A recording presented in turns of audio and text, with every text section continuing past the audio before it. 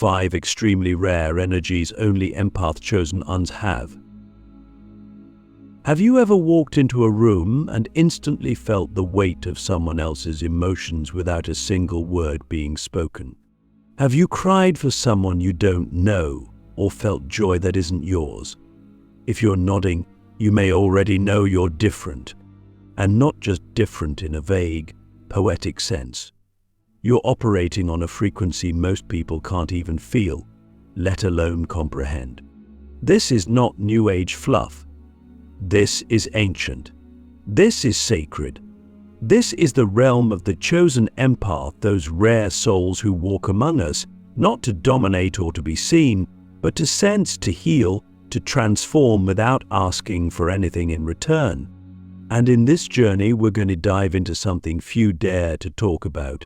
The 5 extremely rare energies only empath chosen ones carry, and what it means to live with them in a world that often feels like it was never meant for you. We start with the energy of silent knowing. This is not intuition in the way the world defines it. It's not just a gut feeling or a hunch.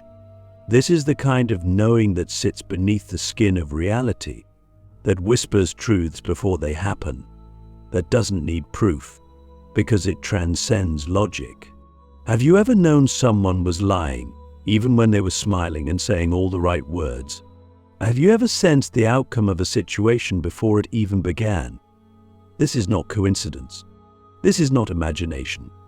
This is the silent knowing that lives inside you like a sacred compass. But the burden of this gift is that you often wish you didn't have it, because seeing through people can be exhausting.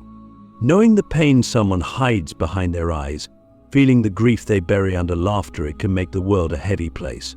And yet, you're still here, still sensing, still showing up. Why? Click subscribe to this channel to get more profound spiritual lesson. Because that energy isn't just for you. It's meant to be shared, not always through words, but through presence. Just your presence can be healing. Have you noticed how people open up around you without knowing why? They feel safe, even though you've said almost nothing. That's the second energy, the aura of safety. It's invisible, but it's real. We carry it like a cloak, and people instinctively recognize it. Children run to you. Strangers cry near you. Animals follow you. You don't command attention, you invite surrender. And this is one of the rarest energies on earth, because it can't be faked. It's born from a heart that's been broken and rebuilt more times than anyone can count. It's crafted through pain, through compassion, through a decision to stay soft in a world that constantly demands you to harden. But here's the paradox: people are drawn to your light, but they don't understand the darkness that created it. You've walked through fires others can't even imagine: rejection, betrayal, isolation. And yet you didn't close your heart, you expanded it. You didn't shut down, you tuned in. You didn't run away from pain. You sat with it, studied it, and learned how to hold it, not just for yourself, but for others. This leads us to the third rare energy, the alchemy of emotional transmutation. You don't just feel feelings, you transform them. You can take someone's rage and meet it with silence. You can absorb sorrow and offer peace. You can be surrounded by chaos and still transmit calm. That's alchemy. That's sacred. And yet, it's often unnoticed, because people don't see what you do. They just feel better around you. That's the mark of true power. Unseen but undeniable. Now let me ask you something deep, something only few can answer truthfully. When was the last time someone truly saw you? Not just appreciated you, not just thanked you, but saw the depth of your soul, the weight you carry, the light you protect. For most empathic chosen ones, the answer is never, or at best, rarely. And that brings us to the fourth rare energy, the echo of cosmic loneliness. This is the ache in your chest that never fully goes away. It's not depression. It's not sadness. It's the awareness that you are not fully of this world, that your soul came here with a mission. that you've always been on the outside, even when surrounded by people. That no matter how loved you are, there's a part of you that remains untouched, unheld, unspoken. And that's not a flaw. That's a sign. Because your soul remembers something others have forgotten. A home beyond stars, a purpose beyond ego, a love beyond words. But here's the most important thing. That loneliness, it isn't a punishment. It's a signal. It's calling you to remember who you are, to stop shrinking to fit into spaces you've outgrown, to stop apologizing for your sensitivity, to stop dimming your light because others can't handle their own darkness. You are not here to blend in. You are here to awaken. And that brings us to the fifth and most powerful energy, the frequency of divine disruption. You were never meant to play small. You were never meant to just survive. Your presence disrupts the patterns of those around you. You trigger healing, not always gently. Sometimes your mere existence shakes people to their core. Because you reflect what they've buried, you mirror what they're afraid to face. And that's why some love you instantly, while others reject you violently. It's not about you. It's about the frequency you carry. It's rare, it's holy, and it's unstoppable. You're not just an empath. You're an activator, a catalyst, a sacred mirror. The world doesn't just need your compassion, it needs your courage, your clarity, your ability to walk between worlds and translate pain into power. Every time you choose to stay open in the face of cruelty, every time you choose to love when it's easier to judge, every time you choose truth over comfort, you're shifting the world's vibration. You may not see the impact, but it's real, it's massive, and it's growing. So what do we do with all these energies? How do we survive when we're constantly feeling everything, when the world feels too much, when we're exhausted from carrying invisible burdens? The answer is not to retreat. It's to learn how to manage your energy like a master. You wouldn't drive a spaceship without training, so why are we navigating multidimensional sensitivity without guidance? That's what we'll explore next. Because being chosen doesn't mean being overwhelmed. It means being empowered. But first, I want you to sit with this question. What would it mean to fully honor your gift, even if no one else ever understood it?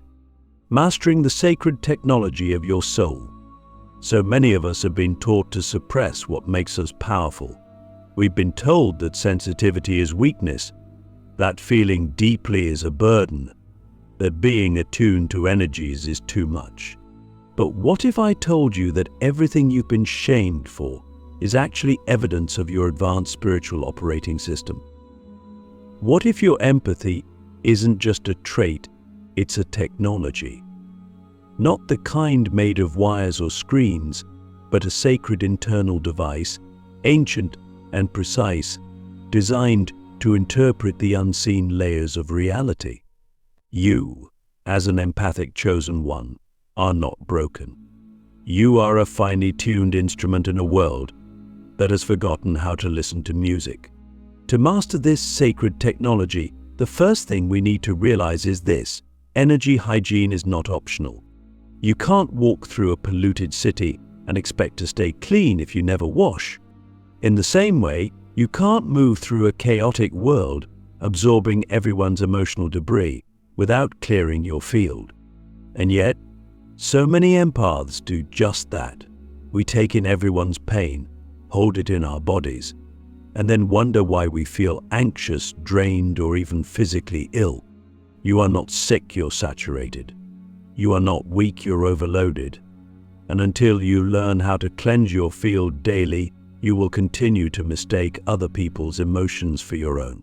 So ask yourself, how often do I sit with my energy and ask, is this even mine? One of the most powerful practices I've ever learned is this simple yet profound question: what energy am I carrying that doesn't belong to me? Try it. Right now, close your eyes. Breathe. Ask the question. Then feel. You'll be amazed at what begins to lift. Sometimes, it's a co-worker's stress. Sometimes a parent's fear. Sometimes it's an entire collective vibration that you've absorbed from the news, from social media, from simply being alive in this turbulent time. You see, when you're built like we are, you don't just pick up energy, you merge with it. That's why it's so important to create energetic boundaries, not as a way to shut people out, but as a way to protect your sacred technology from short-circuiting. Let's go deeper. Your emotional sensitivity is actually a form of multidimensional intelligence. You're not just feeling feelings, you're translating frequencies. Every emotion is a vibration. Joy is a high, fast-moving current. Grief is heavy and dense. Anger is sharp and erratic. And you, dear empath, are a decoder. You walk into a space and your system starts scanning, interpreting, adjusting. You can tell when someone's smile doesn't match their energy. You can feel the tension in a room long before anyone speaks. This isn't just empathy. This is energetic literacy. And it's a skill that can be refined, enhanced, and mastered. But mastery doesn't come from isolation. It comes from intentional practice. You wouldn't expect to play Beethoven without first practicing scales. Similarly, you can't expect to transmute trauma if you haven't built the energetic muscles to do so. That means daily rituals, not just when you're overwhelmed, but as a devotion to your soul. Grounding with the earth, cleansing with breath and visualization, protecting with intention and affirmation. And yes, sometimes retreating not to escape the world, but to recalibrate so you can engage with it more powerfully. Let me ask you something that might change the way you see yourself forever. What if your energy field is your most sacred contribution to this world? Not your job, not your performance, not even your words, just your frequency. What if healing doesn't always come through doing, but through being a being so aligned, so clear, so vibrationally pure that others begin to remember their own truth just by being near you? That's the real power of the empathic chosen one. Not to fix everyone, but to remind everyone. To hold such a potent field of presence that it becomes a mirror, a catalyst, a sanctuary. You are not here to be drained. You are here to be divine. But that requires sacred responsibility. You must learn to manage your energy like a masterful artist, knowing when to give, when to receive, when to retreat, and when to roar. Don't let the world tell you your softness is a flaw. Your softness is your superpower, but only when it's paired with strength. You have the technology. You are the technology. Now it's time to learn how to use it. The pain that becomes power. Why suffering was the training ground. There's a reason the empathic chosen ones don't emerge from perfect lives. You weren't born into ease, because ease doesn't forge steel.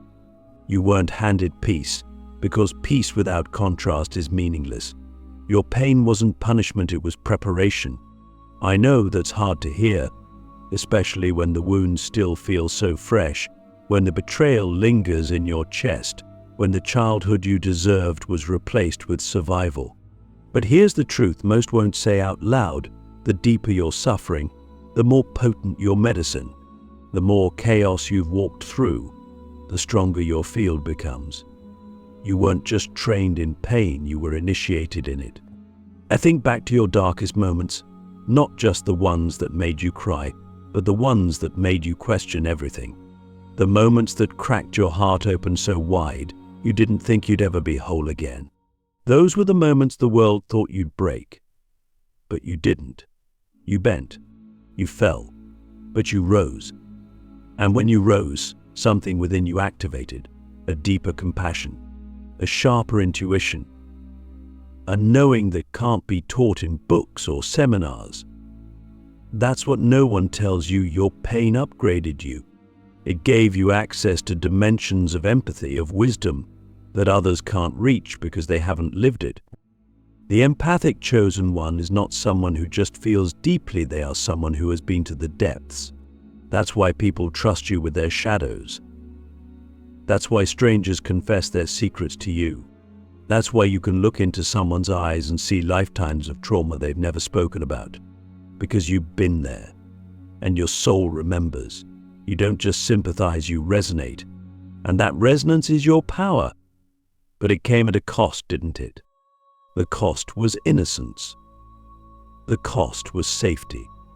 The cost was years of trying to figure out why you felt so different, so heavy, so out of place. But here's the alchemical secret. That very cost is what makes your energy priceless. You've lived lifetimes in this one life. And that's not just poetic, it's literal. Your suffering has condensed time, accelerated your evolution, and deepened your soul's capacity. So instead of asking, why did this happen to me? Begin asking, what did this awaken in me? Because every scar you carry is a portal to a deeper version of you, a stronger version, a more compassionate, more spiritually awake, more energetically radiant version. But only if you choose to alchemize it. Pain alone doesn't make you powerful. It's the transformation of pain that does. And that's where most people get stuck. They feel the pain, but they don't mine the gold from it. They relive the trauma, but they don't extract the wisdom. You must go back not to drown, but to retrieve the gifts. Because I promise you they're there, hidden in every heartbreak, buried in every betrayal, waiting for you to claim them. Let me ask you something personal. What if the very thing you thought disqualified you is actually your qualification? What if the trauma wasn't the end, but the beginning? What if the suffering wasn't just something to heal from, but something to teach through? That's the calling of the empathic chosen one. Not to escape your pain, but to transmute it so fully that others feel safe doing the same. That's why you've always been the one people lean on. That's why, even when your own world was falling apart, you found the strength to help others. Not because you had to, but because you could. And that is divine power. But here's the next step. You must now turn that power inward. You've spent so long being strong for others. Now it's time to be strong for yourself. To stop abandoning your own needs. To stop dimming your light so others feel comfortable. To stop carrying weight that was never yours to begin with. You've proven your strength. Now it's time to prove your self-love. Because the final phase of the empathic journey is not just survival or even service, it's sovereignty. Becoming the lighthouse, your energy is the revolution. It's time to stop waiting for permission to shine. The world has never needed your energy more than it does now. Not your perfection, not your achievement, not your ability to fix everyone's chaos. Just your presence, your vibration, your unshakable decision to be a lighthouse in a world full of storms. You see, the empathic chosen ones aren't here to blend in. We're here to illuminate, to anchor light in places that forgot it existed. And we do that not by preaching, not by performing, but by being. By existing in full alignment with who we really are: sensitive, powerful, intuitive, feeling radiant.